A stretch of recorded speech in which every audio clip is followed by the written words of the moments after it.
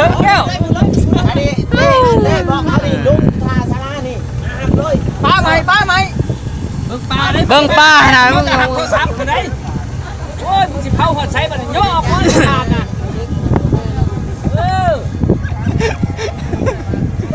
เบานะครับสถานหน่อย ใช้ทานหน่อยๆแน่เพราะมัน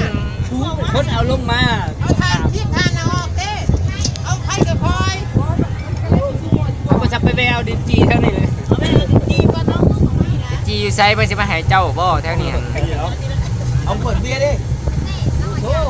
กูบอกมึงให้กูชอบเรื่องงาน พี่ส้มหาให้กูหาพี่ส้มนี่ส้มยาง นี่ อันนี้ก็ได้นั่ง เอาไปไม้เขานี่แหละ